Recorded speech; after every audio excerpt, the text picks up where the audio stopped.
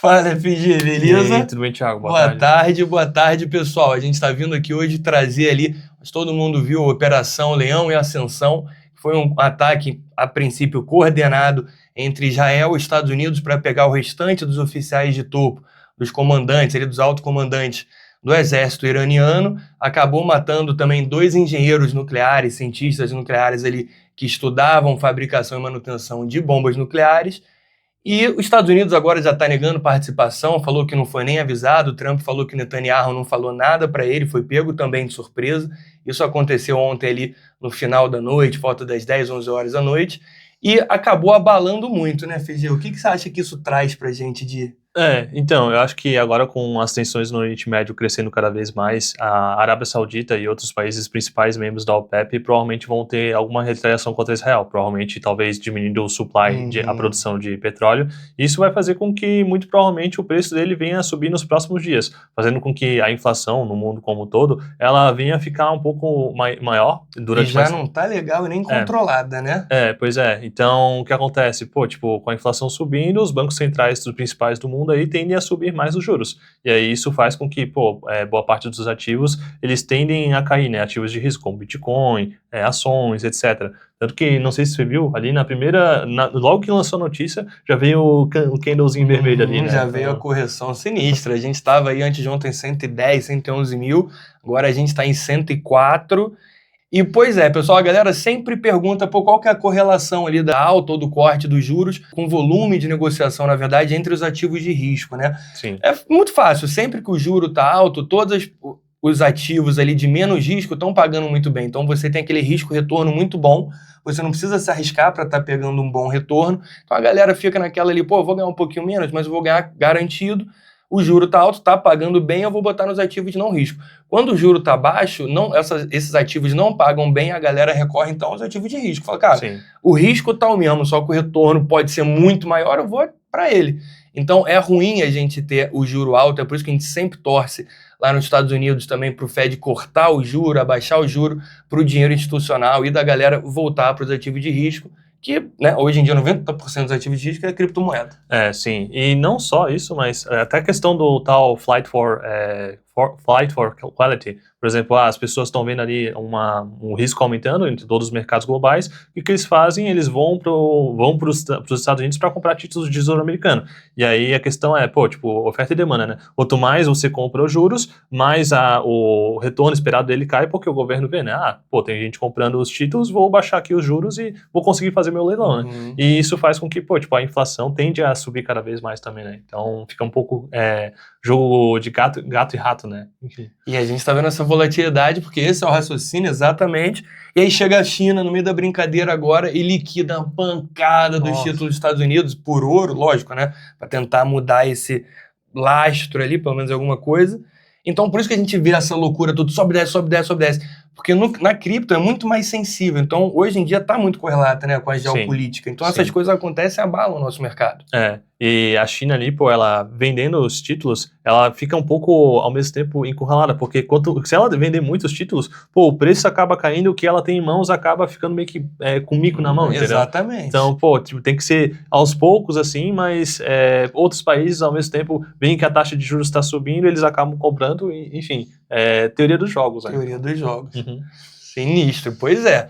Então, tudo isso, e aí todo esse conflito ali, então, já leva a gente, principalmente do Irã, já leva a gente para olhar o lado do petróleo também, né? Que já está aquele mercado bem estranho ultimamente. A OPEP já tem umas preocupações lá no Báltico, lá com os Houthis atacando as embarcações, o comércio. A galera já está conversando muito isso sobre esse comércio transatlântico por aí. E a OPEP, então, também deve mexer no preço do petróleo, deve dar aquela... manipulada? Isso, deve dar aquela manipulada no preço. E o que a gente deve ver, FG, nisso, cara? Pois é, até estava pensando assim, uma consequência indireta que a gente poderia ver é que com o aumento do preço do petróleo, a Rússia ela pode voltar a ter mais faturamento no mercado dela. E aí com isso, a guerra contra a Ucrânia ela pode vir a durar um pouco mais, né? Porque ela estava começando agora a ter inflação subindo cada vez mais, porque o Banco Central deles, não lembro qual era o nome da moça, mas ela baixou em 1 ponto percentual lá, para, pô, estimular um pouco a economia, né? E, pô, como a economia da Rússia está intimamente ligada a commodities energéticas, principalmente petróleo, eles podem ter mais poderio para negociar com fazer negociações de paz contra a Ucrânia a favor dela, né? Então, Pois é. A gente já viu aí que a galera da União Europeia também essa semana, a gente falou até em vídeo aqui isso, já está estudando ali, na verdade, propuseram já algumas sanções, mais algumas sanções à Rússia, principalmente nos gasodutos lá, os Nord Stream, né, que é aquele de onde vem todo o gás natural da Rússia para a União Europeia, falando que eles vão parar de negociar, vão parar de comercializar esses gases todos, porque afinal não precisa disso, eles vão desenrolar com outro lugar, mas também vão botar agora 22 bancos novos em sanção, vão tirar do SWIFT, né, o Sistema Bancário Internacional. Então você vê que a galera tá igual o jogo de War, né, cara? Toma lá, dá cá, a galera esticando o que dá. Sim, a outra coisa que eu vejo assim é a China também descobriu tório, que é um elemento que pode ser utilizado em usinas nucleares, né? E, pô, tipo, eles descobriram um supply que basicamente alimenta a China por cerca de 60 milhões de anos. Então, pô, ela tendo essa independência energética, ela tem mais poderio para, pô, tipo, talvez incitar uma guerra contra Taiwan, alguma coisa assim, porque os Estados Unidos, eles sempre tentam usar sanções, né, principalmente energéticas, porque você tem ali, né, boa parte do escoamento do Oriente Médio tem que passar ali por Singapura e você tem um certo, como é que é, um estreito ali, onde você tem muitas bases militares americanas, né, e agora, pô, a China com isso, ela acaba tendo mais um leverage assim, na negociação com os Estados Unidos. Tendo a independência energética, ela fala, pô, não dependo disso, já era. Sim. É um problema a China independente já. Os caras já têm fábrica pra caramba, gente pra caramba, exército, tecnologia, bomba. Sim. E já estão nessa com o Taiwan também, sinistro. Pois é. E ainda mais que agora a gente tá começando aquela corrida contra IA, né? Com IA, né?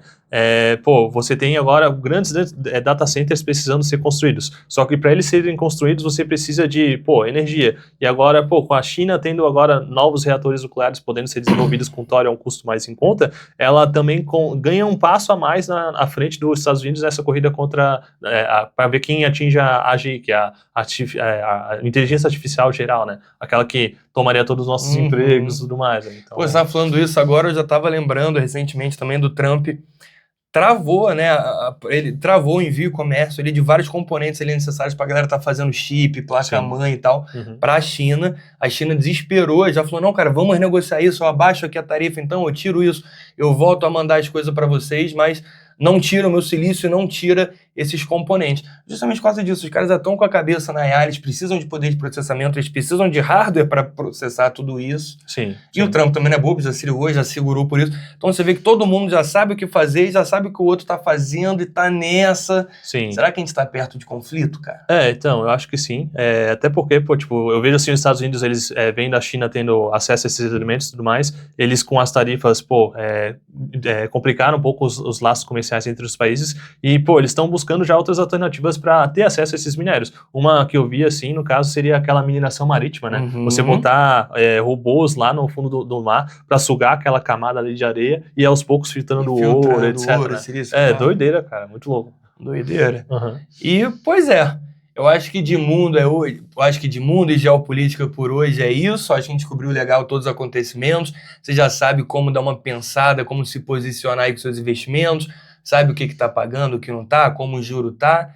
Então, usa de toda essa informação para chegar na sua própria conclusão. Nada aqui não é e nunca será indicação de investimento, são sim informações para te deixar mais apto a tomar uma decisão mais assertiva na hora de movimentar seus ativos, seu dinheiro por aí. Até porque aqui no Brasil a gente já tá tão, né, cara? INSS, agora o Lula já mandou o STF suspender todas as investigações, suspender todos os processos. Isso daí é tema para o vídeo de hoje mais tarde. Mas de mundo e cripto é isso. Valeu, FG. Valeu, agradeço. Até a próxima. Valeu, pessoal. Um abraço. Valeu.